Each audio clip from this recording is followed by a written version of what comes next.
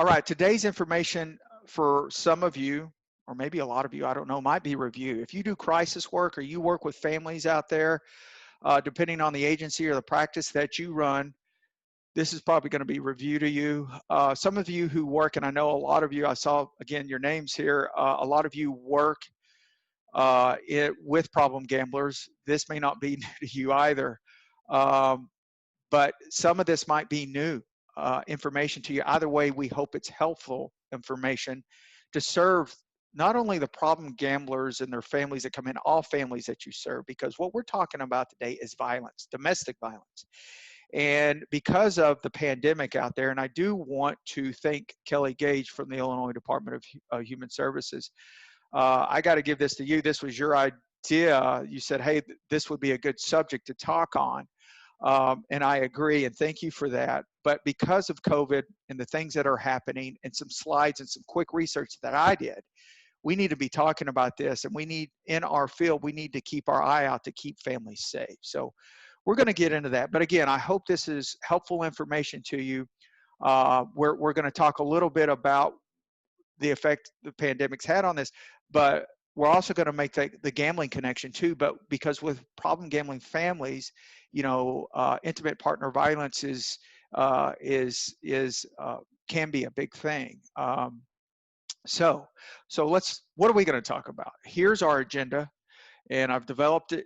I've kind of divided it into 4 pieces. A lot of this I took from a colleague of mine out of our library. She put together, Jenny Opals put together a great piece, but I've added to it, modified it, updated it, and done all these things. But some of it's work from Morneau Chappelle, some of it's stuff that I've added, but I think it's a great piece. So first, when we talk about alarming realities, this is what we're going to touch on. Current statistics, prevalence rates regarding problem gambling, substance addiction, and general domestic numbers. We're going to discuss the different pathways or directions violence can take with problem gambling families, specifically bidirectional violence. What we mean there is, you know, the gambler can be either the perpetrator or the victim, either one, especially with gambling because of the financial effect it has, the devastating financial impact that this addiction or disorder has. We're going to actually finish this portion on how, I'm just going to talk on 2 of the genders, male and female. We're going to talk about how they present when they're angry, specifically that's connected to gambling, and a study that we resourced out of Australia. The second portion of the agenda, and during this first portion, well, even before we get started, I'm going to show you a couple studies. Articles and numbers of COVID and how, what folks are seeing with the domestic violence rates over the last couple of months. The second portion of our agenda is the family impact of problem gambling, where we're going to talk about 2 different scenarios of how families actually can, not how they can, but how they utilize gambling when domestic violence is present. And then we're going to talk about the impact that problem gambling has on partners, spouses, husbands, wives, and the families. The third section, we're going to talk about batter intervention programs. The acronym for that, if you hear me say BIP, it's a batter intervention program. It's a traditional form of treatment regarding domestic violence that you folks might already know about. But we're going to review them, the strengths, the weaknesses. We're going to talk about who, you know, it's designed for the perpetrator. But again, we're going to talk a little bit about that. We're going to talk, in the final section, we're going to talk about treatment considerations, different types of treatments, including the BIPs. We're going to talk about considerations when we assess. We're going to talk about what to look out for. We're going to talk about, what else here? We're going to talk about just all the recommendations on how to keep our clients safe. We're going to talk about treating the family a little bit. And this is going to be just kind of a general overview. We're not going to get too specific, okay? Clinically speaking, we're just going to talk about considerations and perhaps some recommendations that we have. But before I get started with our agenda, I want to take this time to First, let's work off this definition of violence. I'm going to talk about the definition, and then we're going to break it into categories, and then I'm going to specifically show you what we're going to talk about, how it is connected to problem gambling and gambling disorder. First off, violence is defined as, and I resource the World Health Organization. I did this when a couple of years ago, I don't know if you guys were on the webinar of violence and problem gambling that I put together, or we had put together. And I did some research, and I actually looked into the World Health Organization and saw all their definitions, and that's who I've resourced for this. So the definition reads: intentional use of physical force of power, threatened or actual against oneself, another person, or against a group or community that either results in or has a high likelihood of resulting in injury, death, psychological harm, maldevelopment, or deprivation. So when we talk about violence, think about this. Behind the definition, what we're going to be speaking on today is just physical violence, but there's four modes behind that definition of violence, okay? There's sexual violence that comes from sexual abuse. Sexual abuse is violent, right? Psychological abuse, which can be psychologically violent, and neglect. Neglect can be, violence as well. So there's different modes of violence behind this definition, but today we're going to just be speaking on physical. Now, as the title reads, interpersonal violence, you might have picked up on this. That's not intimate partner violence, okay? Intimate partner violence is violence between spouses or partners, right? Well, yes, but under interpersonal violence, it's a broad umbrella term, okay? And there are two types of violence that falls under interpersonal violence, okay? One is family violence, and the other is community violence, okay? So let me go right under this. So you have the umbrella of interpersonal violence. And on the left side of your screen, we have family partner violence. This is what we're going to be covering today. Violence against a child, an elder, or a partner. When I use the acronym during this webinar, IPV, it's intimate partner violence, not interpersonal, intimate partner violence, IPV. That's what we're going to be talking about today. The right side of your screen is also interpersonal violence, okay? And it includes violence between acquaintances and strangers, okay? Now, when I did the violent webinar, we talked about that. I talked about the Vegas shooter. I even I talked about a few other examples as well, but I talked about acquaintance and stranger violence as well. But today, we're just talking about domestic violence and IPV specifically. And when we connect problem gambling to violence, there's a few things I want you to think about. These are some things we're going to talk about. It's between spouses or partners, IPV. It's physical violence that I'm going to be talking on, and the statistics and prevalence rates that I'll be showing you today. And it's also, we're going to talk about bidirectional. It's not just when the gambler becomes violent. It's when spouses become violent as well. And I'm not justifying violence in any situation, but you have to understand their anger that's involved when their partner comes home and said they just blew their life savings that they both worked for, and the spouse, the wife or the husband, it was nothing upon their doing, So that's why the high rates of bidirectional violence are so high with this addiction and this disorder. So let's talk about COVID for just a quick second.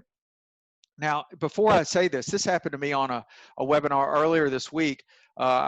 We did one for the Maine Council on Problem Gambling, and in Maine, the folks that I was working with, and I think I got some feedback through the chat on some of the data. Let me preface with what I'm about to show you on the next 3 slides is the data right now is fresh. And the sources I got here are from magazines and even the local news in Chicago. So I just want you to know that. And again, some of the data we've seen is kind of changing because it's very fresh data. It's happening right now. It's very recent with COVID, right? Started here in the States anyways, mid-March, okay? But with saying that, let me share with you what I just found in a quick search. Not a deep dive research, but first let's look at COVID and domestic violence IPV, intimate partner violence, family violence, on a global range, global perspective. In China, they've seen a surge in calls, according to the Beijing-based NGO. They've experienced this since December to January when it started there. In Spain, they have 18% more calls over the last 2 weeks of the quarantine compared to last year. The article was actually written, I think this was a New York Times article, but the 18% more calls year over year over the last 2 weeks of the quarantine compared to last year. France, their police department reported a 30% increase in intimate partner violence. In Italy, they were having problems getting shelters for women because, and I'm going to talk about resources too during this time, they're slower. They're slower to respond. That comes from the court systems to law enforcement, but they've seen intimate partner violence rise, domestic violence rise. In Great Britain, domestic abuse in the areas of Avon and Somerset are up by 20%. The United Nations Secretary, Antonio Guterres, says that the United Nations will be called on Sunday, this was at the time it was written, some mid-April, to combat the worldwide surge in domestic violence that they were seeing, putting women's safety first. Also, looking at this locally, I got this from frankly, NBC Channel 5 there, 15% increase for shelter-in-place calls over this compared to last time this year. On March 30th alone, the domestic abuse hotline received 104 calls, the highest amount recorded in a year. From the time of March 21st to April 22nd, they had a 2,000% increase in texts because during that time last year, there were 5 texts. This year, there were 118. There's been a marked, definitely increase just in Chicago there for domestic violence cases that have been called in. This is from Psychology Today, another article I found, and they said, this particular author said, hey, during natural disasters and crises, domestic violence rates increase. Why? Number one, isolation of victims. Listen, domestic violence and IPV, I am not a subject matter expert in this area, but I will say it's a thing on control, right? And when the perpetrator has their victims isolated, things come up and they're controlled in a certain closed-in environment. There's stress, any change, especially with going on right now with the fluid situation and the uncertainty right now. Our bodies are coming up with more cortisol. Cortisol can be associated with aggression, which can lead to physical violence, right? Alcohol. I didn't even put any numbers in here. I guess that's an essential business because liquor stores have remained open. Those sales have skyrocketed, right? So that could, judgment impaired, poor impulse control, all the things that can come about with intoxication. Think about the alcohol with the isolation, the lack of resources. It's taken law enforcement, and this is a global thing, just not here in the States. It's taking them longer times to be able to get to certain areas and to get to folks who are having problems. Court systems it's taking longer for orders of protection to come out, right? And also, this article said that not only do the rates rise, but the actual severity of the violence rises during times like this. They're saying that the United Nations Population Fund suggests that during the 3 months of quarantine, it will result in a 20% rise in domestic violence throughout the world. In total, the report predicts, at least at this rate anyways, 15 million additional cases of IPV will occur as a result of this worldwide lockdown. Okay, so now let's put in, I want you to think about that lens as we go through this, but let's throw in gambling. Let's throw in a gambler, okay? Can be the husband, the wife, the partner, doesn't matter. Think about them have fewer gambling opportunities. I know you're thinking, no, Robby, they can gamble online or what have, I get that, but there's still stress involved. because it's a new way they may have to. It's like a new drug. It's like someone with substance use addiction having to switch a drug because they don't have their drug of choice, right? They get used to it, they get comfortable with it. It becomes a very natural link, unhealthy link to how they're dealing with life in an unhealthy way. It's the same thing with gambling, I believe. If they're having to switch the type of gambling, if they're getting lower opportunities to gamble, it's going to create more stress. Also, what's going to create more stress is the overall change, the uncertainty, the fluid situation that we're in now in a closed living quarters, right? So what can that mean? Increased levels of IPV, even in our gambling households, right? Okay, so let's now turn to the alarming realities. The first portion of this is a study that we resourced, and I'm just going to spit out some of these prevalence rates for you, which includes some of this is substance addiction. 62.9 reported perpetrating or being the victims of intimate partner violence in the last year. 25.4 reported perpetrating or severe intimate partner violence. 64.5 had clinically significant anger problems. Looking at child abuse, over 15% had reported this. Children of problem gamblers are 2 to 3 times more likely to be abused by their parent than their peers. With substance addiction, it's among those with a lifetime substance use disorder, among those with anger problems, increase the risk of both intimate partner violence and being the perpetrator or the victim with substance addictions as well. And anger increased the risk of being both perhaps the perpetrator and or the victim of intimate partner violence. Here's a study that actually connects, gambling disorder with the study in Australia. And they actually used a couple things, the brief biosocial screen, which you probably know about from, I think it's the NCRG, but this was one of the tools they used. They also used the HITS, which is the hurt, insulted, threatened, scream tool. And it asked, the victims anyways, how many times have, the perpetrator physically hurt you, pushed, slapped you, insulted or talked down to you, threatened you with harm, screamed or cursed at you. I'm not going to go through the brief bio screen, but on top of that, they also asked the gambler, in what ways do the aggressive behaviors and problem gambling relate? What impact do you think, your family's problem gambling has on that? The family member's problem gambling has on the family, and what strategies did you use to cope with your family member's gambling? And this is what this is some of the results, which said, 60% who reported some form of victimization by the gambler. So the gambler was the perpetrator. 100% indicated that the problematic gambling behaviors came before the violence. Okay, let's look down to the second note here. Of the 45% who reported some form of perpetration to a problem gambler, the problem gambler was the victim here. 100% also indicated that the problematic gambling had come before the violence. So what does this mean?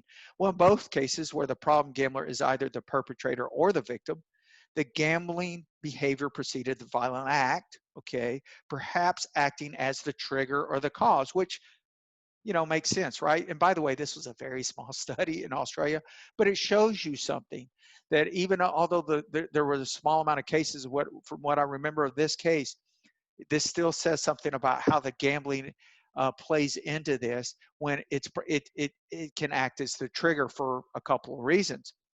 If the problem gambler is the victim of the violence, then we're looking at these actions or behaviors being driven, the violent behaviors, from accumulated anger, resentment, you name it. And as I said in the opening, I get the anger. I'm not justifying the violence, but all the money being lost, in a casino by your partner, leaves the spouse they don't know exactly what to do with themselves at times. So, right. And if the problem gambler is the actual perpetrator of the violence, then this is usually due to desperation, extreme frustration, fear, all the things that comes home. And when they come home, or distortions, as I'm going to show here, when the gambler's the perpetrator, here are some potential underlying issues that might be the root cause of some of the the violence and or whatever's going on in the household. One thing is poor impulse control, impulsivity that comes with this addiction or any addiction. Lest we forget that under the DSM-4, this was, gambling disorder fell under the impulsivity family, right? The poor impulse control family in the DSM-4. Now with the DSM-5, of course, it's in the substance use disorder family. But impulsivity, poor impulse control issues, withdrawal. One of the big surprises I had when I started answering the lines at BDA was the agitation and irritability, the agitation levels of the partners, and the mood swings. If you look down lower here on the screen in the bottom left, the mood swings that happen. But the gamblers just come home and lose it a lot of times because of the frustration and all the things that go into losses and the mood swings and everything that happens and the fear that this disorder can bring on. Depressive symptoms in males, really with males, a lot of times it cracks open with anger and violence. And I'm going to talk about a study here on the next slide about that. Loss of control. Loss of control can, bleed over into loss of control of their actions. Again, I'm not justifying anybody being hit or violently, but loss of control can bleed over into other areas of their lives. So that's another thing. Distortions, a lot of times with gamblers, even with, substance abusers, it's not my fault. It's my partner's fault. It's my wife's fault. It's my husband's fault. So a lot of times problem gamblers feed into those distortions, especially when it's a formal gambling diagnosis, right? When there's pathology involved here, the distortions in the mind of the problem gambler are even louder. Shame and guilt. I talked about this last when I last presented last month on suicide, problem gambling, and gambling disorder. Look, man, shame is nasty, and it cuts folks to the core, especially our gamblers. It's attached to themselves. It's hard to shake. Unlike guilt, a lot of with guilt you can not erase the feeling sometimes completely, but some actions can take away that feeling. But with shame, that sticks, and it's hard to shake, and at times, gamblers can react violently in desperation, of course, because of the financial situation that this thing can bring about. When the problem gambler is the victim of the domestic violence, it's the collateral damage or the extreme consequences of gambling disorder, which brings about the violent acts, as I've been saying. I mean, think about your spouse, as I've said, come home losing everything. They've lost their job because they were in the casino for 3 days straight. Think about that. They blew. They've been spending money that the spouse never had. Another example of just a call that I took. I remember the first calls when I first started taking the lines, because some of these calls I had no idea about. Gambling addiction and the pain that it not only caused the gambler but their family members. I took a call from another line that we managed, Connecticut, and this woman had been married for 30, 40 years, and she'd been retired with her husband 8, 10 years of those years, and he had lost everything, right? And she called and she was sobbing and crying, and it was one of my first calls, and I was just listening. And as I listened to her cry, it was horrendous. It was sad. But the thing that, of course, she was scared. She didn't know what she was going to do at their age and where they were at. But she was really upset and sad and hurt because she felt so betrayed. I felt like I was listening to a woman who had been cheated on, or where there was infidelity in their marriage. It was the betrayal that she felt. That's why she was so upset.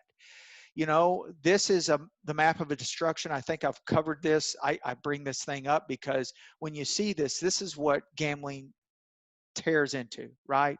And this is what she was talking about, that she lost. Her husband never told her about the money he had, one, two, and he never told her, included her in on what he was doing with that money, right? That they had both earned over 40 years of their life. She just felt so betrayed. So it affects so many more people than the gambler. In fact, we have a slide that says, on average, I believe one study said it affects 8 people, one gambler. The devastation, financial devastation, and other type of devastation that this causes. Where does this connect to violence? Because violence can erupt because of all this connected.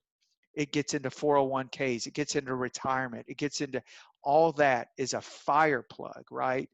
And if anyone has a problem with controlling their temper or their anger, or have any those types of issues, and right, this can really trigger that. So here's our first poll question, true or false question. It's very simple. Let me back up. Sorry, guys. And it asks, is this true or this false, folks?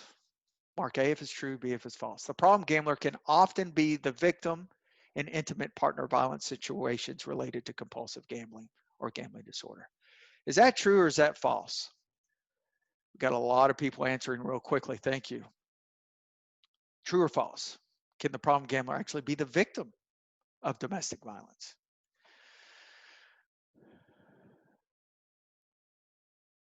We're almost at 80%. So I'm going to give you the answer.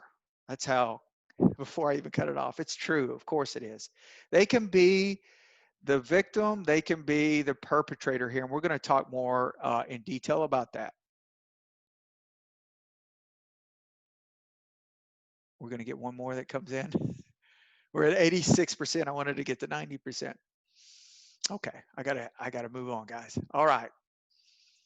Good job. I think everybody got it right, or close to everybody. Okay.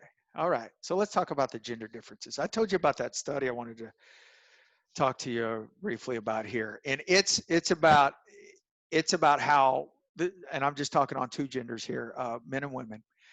And this is for the final piece of the alarming reality section. So I gotta get a move on here, guys. So this just showed something that might be very obvious to all of us if you're a clinician or not, that men and women can present their anger in different ways. And according to the study, they definitely did. This study was conducted by, let's see here, the University of Adelaide in Australia, the Australian Gambling and Research Center. It's Swinburne University of Technology in Australia did this study. They did it in a casino, and they watched how men and women expressed their anger. Of course, you're going to express your anger because you're going to lose a lot, right? Because of the way the odds look. And they just showed men kicking machines, slapping machines. They showed men, guarding the machines because they had played these machines. And according to the gambler fallacy, the more you lose, the closer you get to a win. So they didn't want anybody getting into their machine. They were really territorial. Where women channeled their anger a little bit differently, more emotionally, okay? They even showed a decline in personal grooming. Anna Thomas, the manager of the Australian Gambling Research Center, reported that the variations in behavior for men and women was easier to detect in women than men because this is just Robby's take here. I think the violence just came out of nowhere.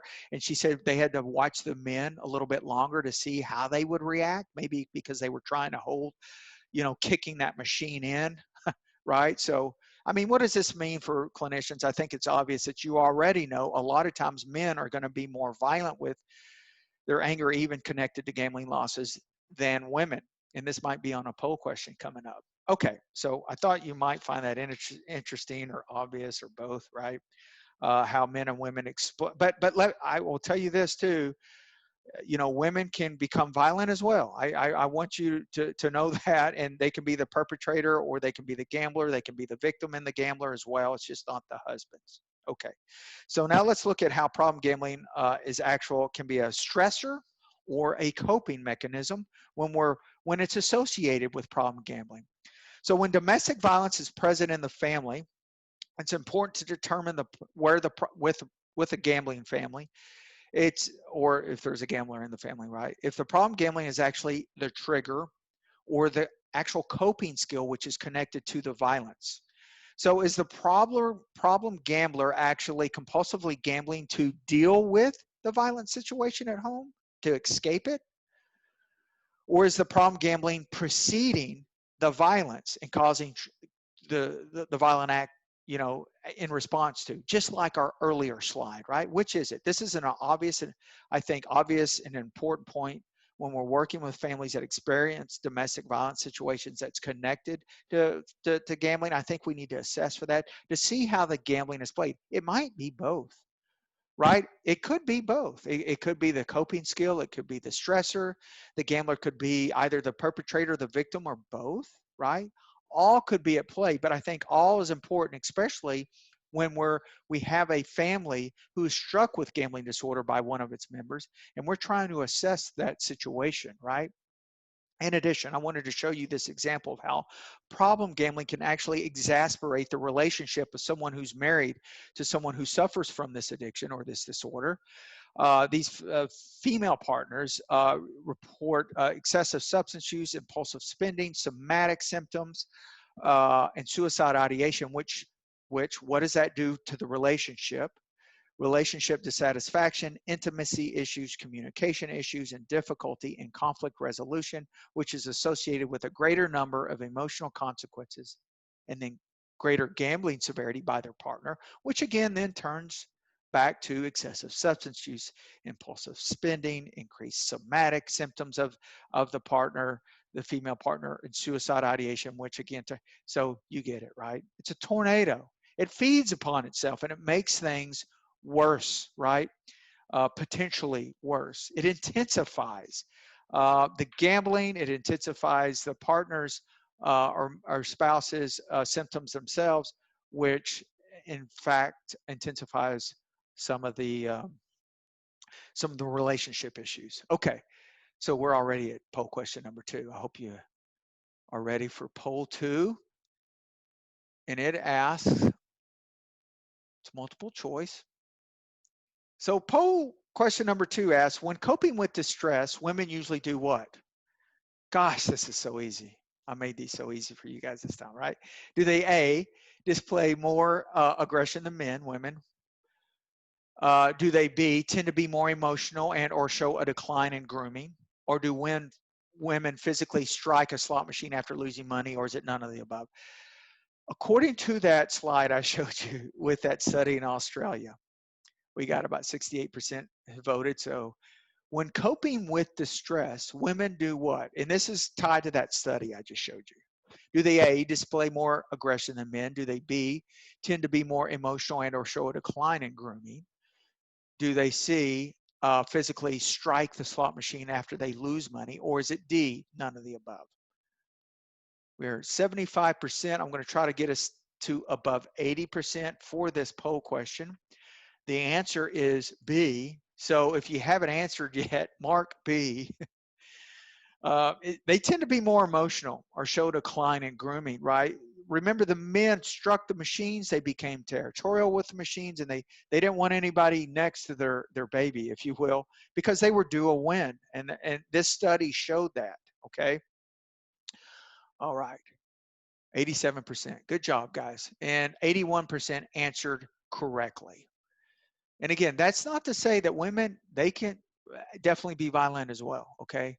But let's keep going. Okay, so some of you folks who work with domestic violence victims or perpetrators probably know about batterer intervention programs. It was new to me when I first did this training, and they're called BIPs. So when you hear the acronym BIPs, that's what we're talking about.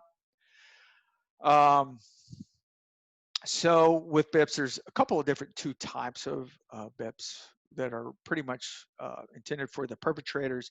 The Duluth model is a typical treatment model when we refer to batterer intervention programs.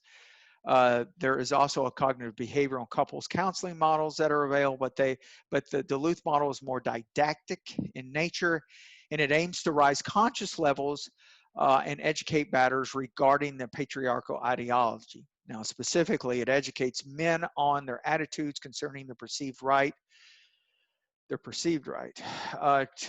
use power and violent coercion to control women or their spouses or partners, whereas the cognitive behavioral approach focuses on modifying faulty cognitions and intense emotions. It also teaches communication skills and emotional control techniques to prevent future violent behaviors, right? So those are the two types of BIPs. For a BIP to be successful, these are some recommendations, that you as clinicians can use. The clinicians that are on the line, try to develop that positive working alliance, which encompasses the therapeutic bond between a therapist and a client, agreement on goals of treatment, of course, and strategies of how you're going to reach those goals. Levels of compliance are important here. Group therapy cohesion. If you're doing a BIP in a group therapy session, you want great group therapy. You want folks participating, and you want them, of course, higher levels of motivational readiness for change. Of course, we want them in that action stage, if at all, preparation, action stage, and maintenance stage, if at all possible. Now, some drawbacks to BIPs are, the low base rate of partner physical abuse because of the underreporting, because of the shame and the fear that, of being arrested with perpetrators with domestic violence, the low base rate of partner physical abuse, the low attention to other forms of abuse. Because remember, I talked about not only physical violence, but sexual, psychological, and neglect types of violence. Follow-up assessments with BIPs, I believe, are 6 months follow-up, so you need longer follow-ups. And finally, the coping skills we provide specifically for families with compulsive gambling issues really aren't touched on here. The root cause, perhaps, if it's gambling, aren't really. But this is meant for perpetrators. This is focuses on the violence and what's going on. And our first goal is to get the families and folks safe, right? So. But still, this does not touch on like gambling issues, if you will. So let's just get our third poll question. I grouped them all together, didn't I? Third poll question, which just asks from the slide on our batterer intervention programs. Let me find it here. Poll question number 3. Here we are. Okay. Now, which of the following of these are considered to be a major model for batterer intervention programs? Is it A, the Duluth model, the didactic model? Or is it B, solution-focused model? Is it C, psychotherapy model? Is it D, concentration problems, I guess, model? Or is it E, none of these? Which of the following are considered, based on the slide I just showed you, the research that we did, a major model for BIPs? Is it a Duluth model, mark A? Is it B, solution-focused model? Is it C, psychotherapy model? Is it D, concentration problems? Or is it E, none of the above? Only 58% have voted. Oh, here we go. We creeped up to 68%, 70%. So which of these? It's A, the Duluth model. I'll keep it open here if you're still thinking on this, and I've just given you the answer. It's A, the Duluth model. The other is the cognitive behavioral model, okay, of BIPs, batterer intervention programs. 85%. Can we get a little bit more percent here of who have voted? I guess not. Okay, it's 15 of the hour, so I got to move on. Okay, so it is the Duluth model. The rest of the models I just made up. And that ends our polling for today. Okay, good job, guys. Most of you got that one right. Okay. So as I said before, we just did our last polling question. We're talking about it, batterer intervention programs. We're still going to talk a little bit about that as we talk about treating the family, the individual, the victim, the perpetrator. We're going to talk about a little bit of all that. I know we only have about 15 more minutes. Please keep in mind as we move through this final section which is, we're talking about treatment. We're mainly going to be focused on family treatment, but we're going to also talk a little bit about, individual treatment as well, of someone who is either a victim or a perpetrator of the violence, and then also the gambling issue we're going to talk a little bit about. But remember, guys, we got to keep folks safe. Now, these are tips for screening. I know some of the names on this call, you guys have done this longer than I.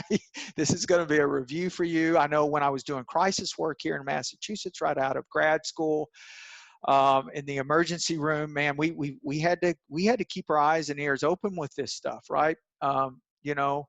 Being mandated reporters, getting folks safe. And speaking of that, if you go down to the bottom here, we got to remember to tell them that. We tell them that right up front, that we're mandated reporters and we have to report this stuff. We have to keep you safe, families, children, men, women, it doesn't matter. If we know that the violence is going on, we got to report that to the proper authorities, of course, and we got to get people safe. Even sometimes we may have to call police. I'm sure if you're on this call, you've had to do all this, but we have to let them know this, okay? But let's go back up to the top of the screen. Attempt to screen in private. Why do we want to attempt to screen in private? Because a lot of the thing with the abuser, with the perpetrator, it's all about control, isn't it? It's nasty. It's about control.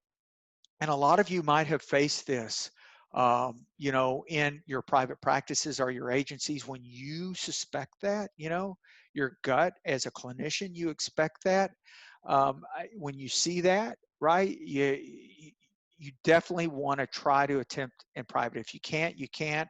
But you got to create that or try to create that boundary, and try to be able to ask these questions and be specific. Do you feel safe in your current relationship? If they say no or they don't answer, then tell me more about that. Try to get as much information as you can. Have you or your children ever been threatened or abused physically, sexually, or emotionally, more than the physical? Tell me more about that, right? Always be non-judgmental. Even with the victims, that anger can come out. Be non-judgmental with the victims or the perpetrators and the families in general. So all that's just tips on screening. If you feel your gut, listen, you folks do this for a reason. You were brought to this for a reason. You do this. I'm sure you're great at what you do. But if you feel something, of course, a lot of times, more than likely, it's probably happening. So try to attempt to screen the victim in private. Okay, we always want to be looking out for the physical marks, and one thing is consistent injuries, like month after month, you see a black eye under the left eye, or a bruise, or bruises in the face. If you see some consistent reoccurring injuries, unless they're an MMA fighter, we might need to be checking on those, right? So, and then also kind of check the body out. It could be burns, it could be anything, right? But be aware of this and be consistent. And yeah, and the psychiatric symptoms are, obvious. Some of them might be more depressive symptoms. Check your sleep levels, appetite levels, of course, concentration and energy. If suicide ideation can be a sign of what's going on. Be looking out for this too. If you're seeing this in couples counseling, if you're seeing this in individual counseling or family counseling where they're missing appointments, and you have that feeling that something's going down, limited access to care, if they're not being compliant with treatment recommendations or hitting their meds like they're supposed to, even if you're seeing irrational jealousy reported to their partner, or if they maintain exaggerated responsibility for the relationship problems and they're the victim, that's just 101. We know that. Just be looking out for that. Okay, so let's talk a little bit. Let's go back to the BIPs real quick with treatment considerations. And I hope you enjoyed that review. That kind of took me back to my crisis clinician days, but I think it's relevant and important for today's talk. We're talking about, especially during COVID, right?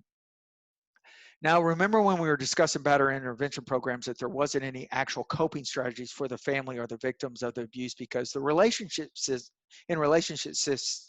are forbidden to the majority of state batterer intervention standards. So the bidirectional violence really isn't addressed. So, and you're looking at the perpetrator. You need to look at more than that, right? Obviously, but we just wanted to bring up BIPs for that reason. But when we look at individuals suffering from gambling disorder or gambling addiction and their families, and when it's connected to violence, we see a lot of the following symptoms: loss of control with the gambling and the family violence itself. Because a lot of things can become normalized, minimized, rationalized. Look at your bottom square there, right? So loss of control can happen, continuation despite adverse consequences.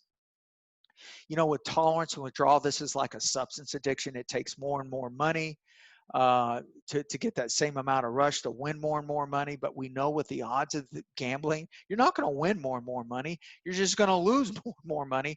And that loss of money can trigger violence, involvement of the entire family.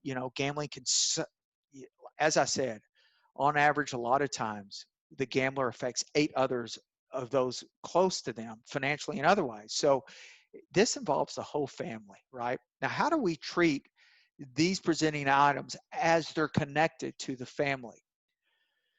This might be obvious, but I want you to put your cap on, your family therapy cap on. Here we're talking about the spouse of the gambler, okay? How does it's how the family member, they have to change their response to the gambler's actions, okay? So if the family member, the spouse, the husband, the wife, the partner, if they are the perpetrator of the violence, okay, if they're the perpetrator, then they have to modify their violent reactions to the financial losses and the gambling, okay? They have to change that either through CBT or something else, through guidance from their therapist. We need to change that behavior because violence isn't acceptable, okay?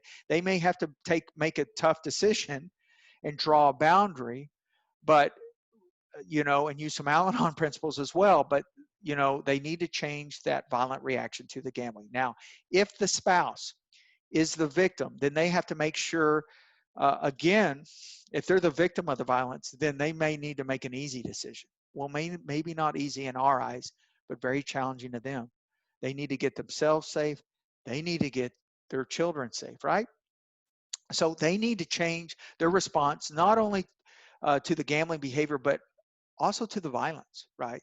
So we need to work, and this is when we're working with the family member, and this is when they're either the perpetrator or the victim. Okay, so this is a slide I put together that kind of gives you the lay of the land on everything, on kind of what we've talked about with treatment considerations and assessing. Again, I'm keeping all this general. We're not getting specific in any way.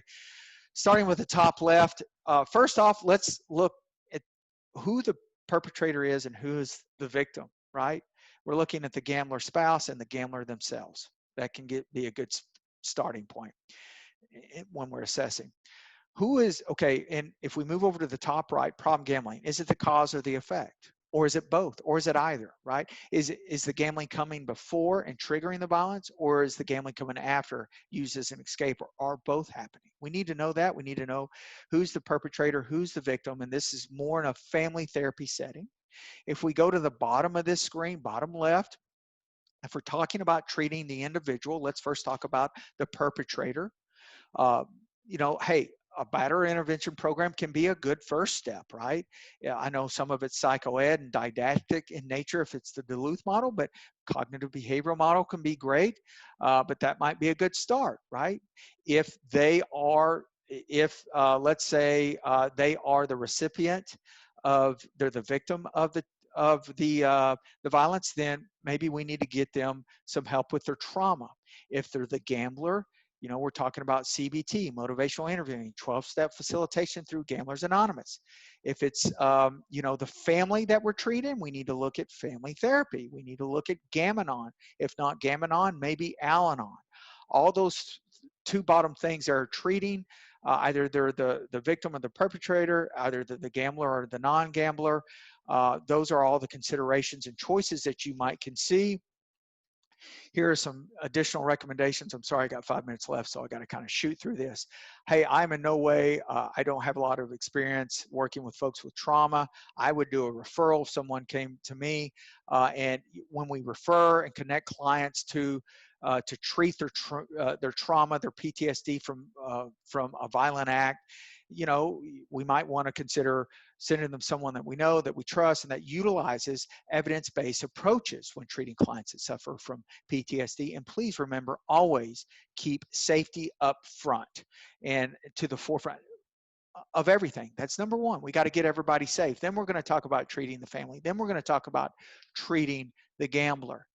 Here are some steps for protection that I stole from our 4-day workshop. This is a slide we use, but these are things that you have to consider. Arrest, orders of protection, and then maybe the solution or some referral to counseling. The family, the perpetrator, the victim, all of them. Remember what I said about COVID there. During this time, it can be, for various reasons, it can take a longer for law enforcement to get to a home. Orders of protection, it's taking them longer. I think the studies or the numbers that I saw were from the international resource that I use. So it could be, maybe if you're seeing faster times, but from some reports I'm seeing, some things are taking slower even in the court system. And let's review real quick, and then I'll look at our questions.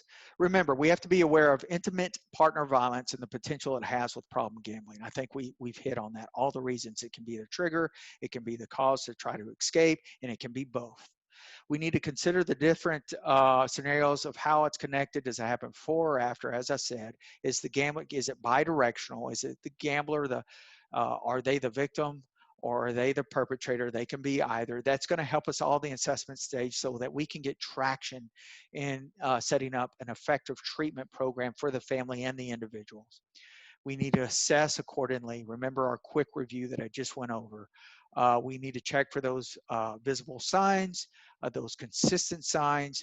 We need to remember, of course, to report. We're mandated reporters and let them know that we are. Treatment considerations, I just went over that. That's why I want to end on this slide here. I think this is a great slide. By the way, email me if you want these slides. Also, a recorded version will be on weknowthefeeling.org website. So that's my talk. I'm sorry I had to rush through this. I have 3 minutes left. Let me look at what you guys have said, and if you have any questions. And again, if I don't know the answer, we'll try to get you that answer via email. Let me look at my chats first. It's very common for VIPs. Okay, thank you. PAIP is also very common for batterer intervention programs in Illinois. Whoever texted that or chatted that, I'll be honest. What is that acronym? Good training. Thank you. That's Mary. Thank you, Mary. Good to hear from you. And she wants you to know that it's really closely related. PAIP, decline in grooming. I thought that knocked it out. Mary.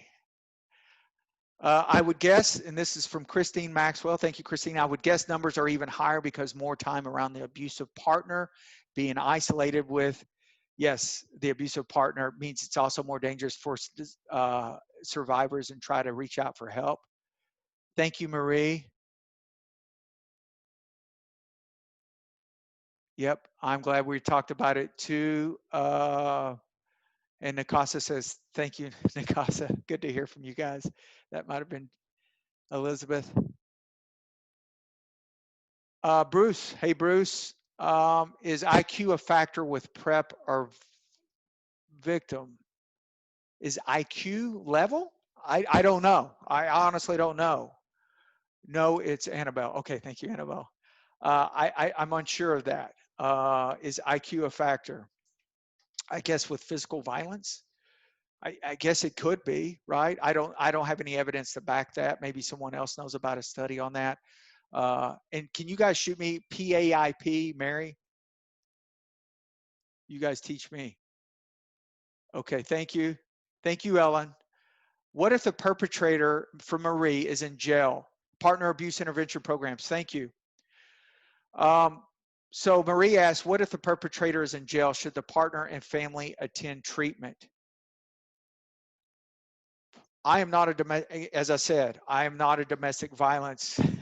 This is not my, subject, but I would say they need to move forward and do what they need to do to get the family better. But we don't want to endanger the family as well.